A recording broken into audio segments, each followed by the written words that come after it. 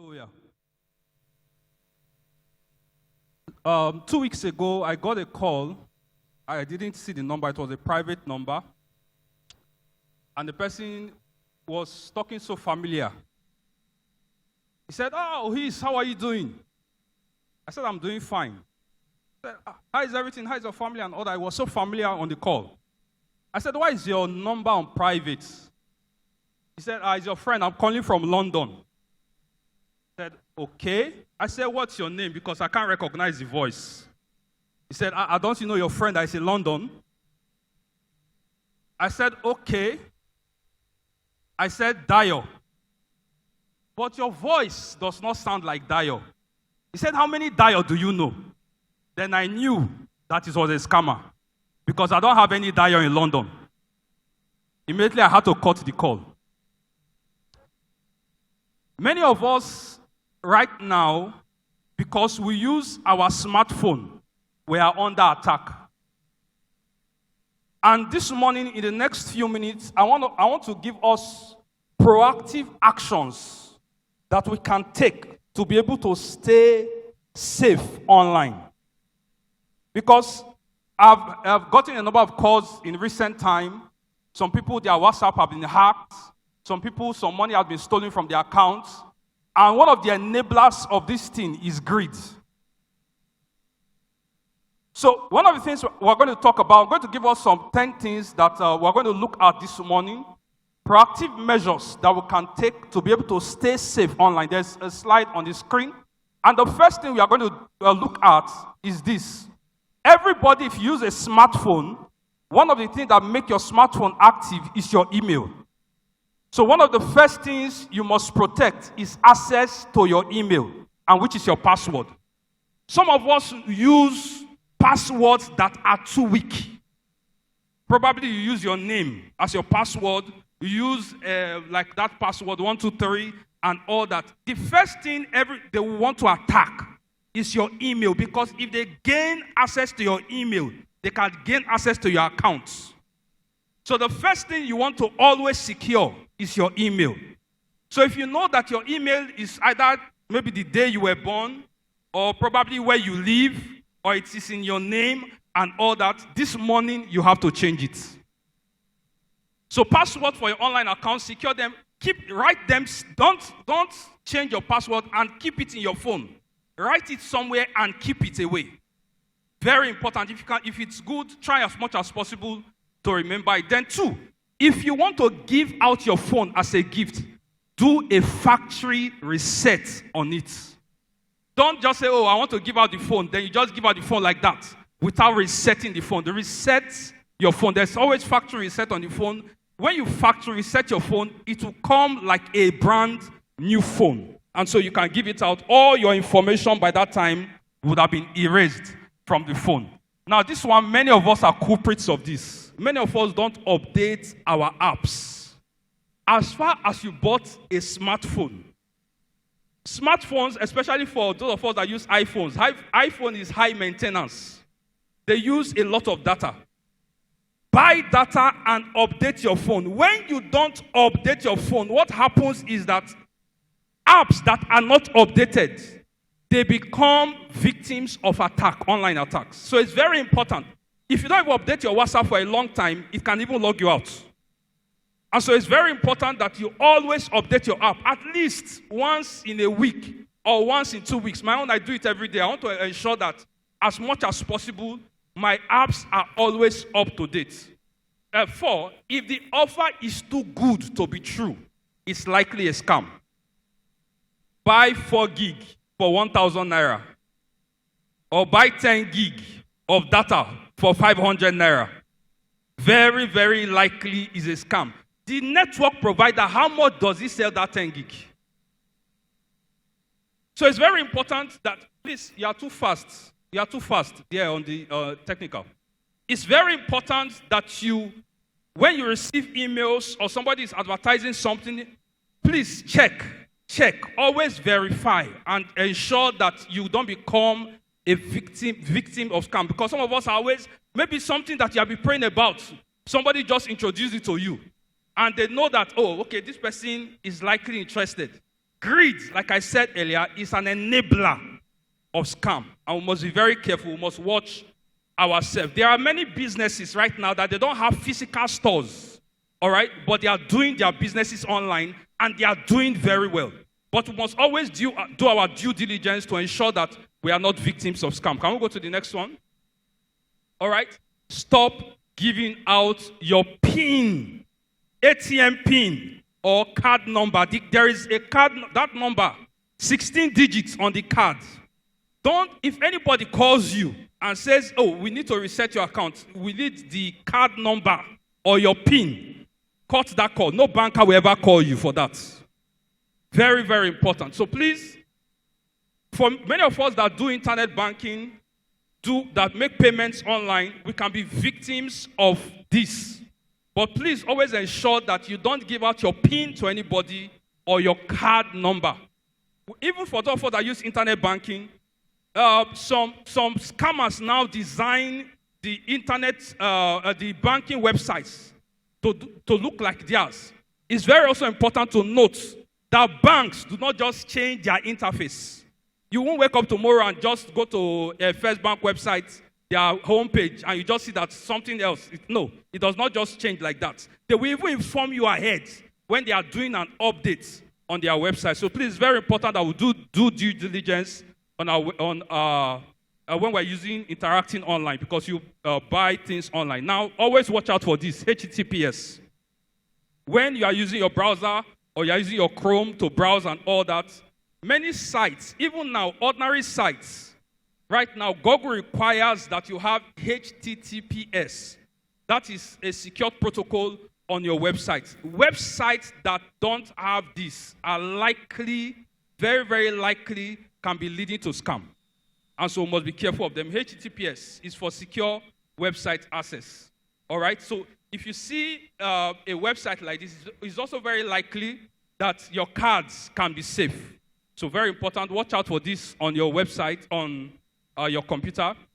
I have noticed this in church. There are many of us here. You have 2, 3, 4 profiles on Facebook. 2, 3, 4 profiles on Facebook because you forgot the password of one. You went to open on that Facebook profile. I personally, I don't accept, when I notice that I have accepted a friend request from this person before, and I see his face from another account, I will likely not accept a friend request for him. Because it's very likely that either somebody has set up your account to scam other people. So please be very, very careful of creating multiple accounts on Facebook. If you don't want to be on Facebook again, there is a place to deactivate your accounts.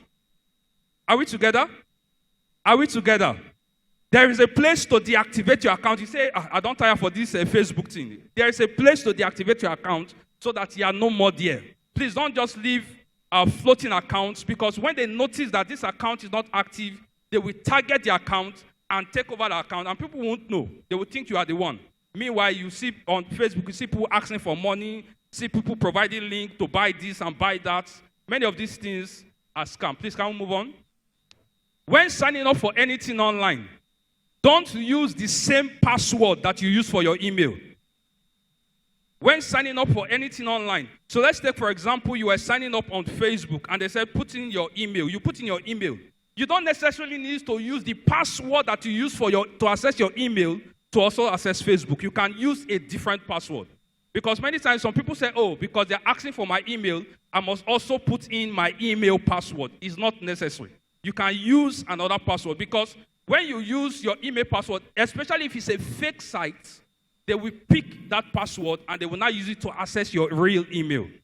So even if you're not sure and you're wanting to enter your email, please always ensure that you change the password that you are using on that site different from your email. Please, can we move on?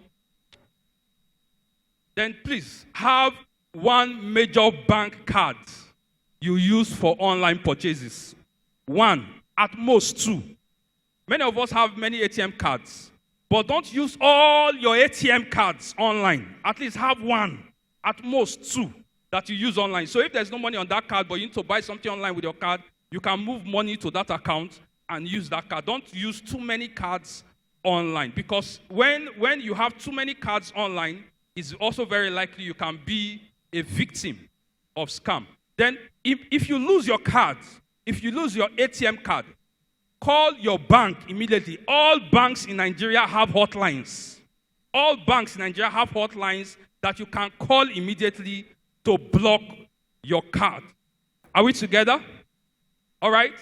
Now, to stall hacking. Now, the truth is this. Everything we talk about security, it is also human beings that build security. And they can also be the ones to break that security.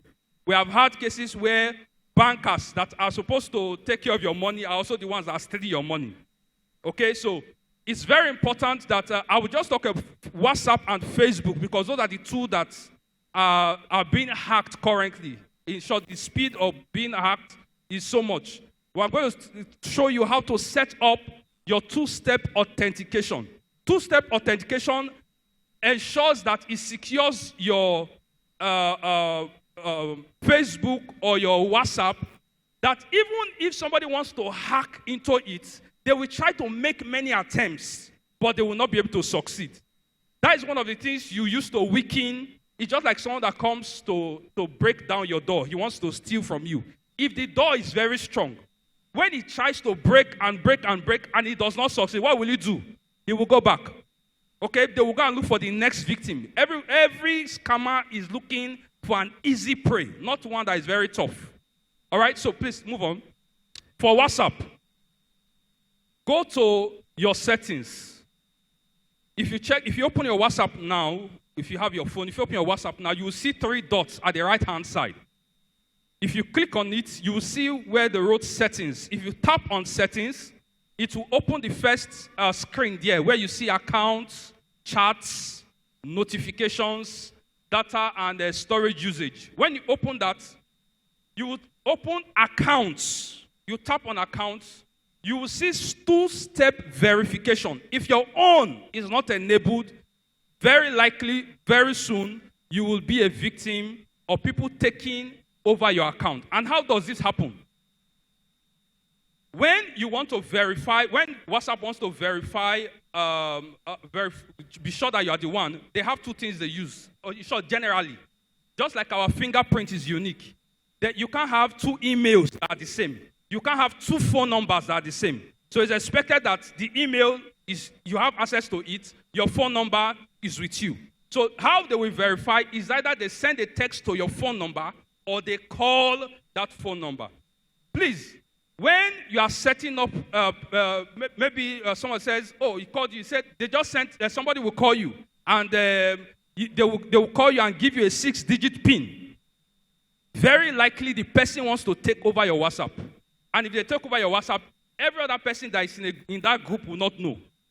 But they will be operating like you. So it's very important. Set up that 2-step authentication.